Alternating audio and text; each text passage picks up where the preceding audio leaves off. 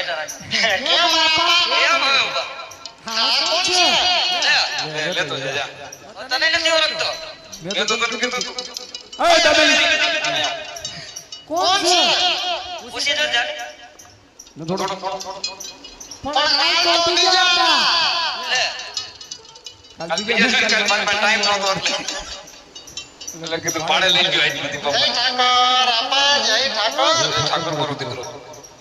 બોલો હું મને બોલાવ્યો ક્યાં હતો તું ક્યાં મને મોકલો તમે વાંચોરમાં તમે માલદોરમાં હજરો નીકળો તો તો હંગડો માલદોરમાં જતો માલદોરમાં તો નહીં જાય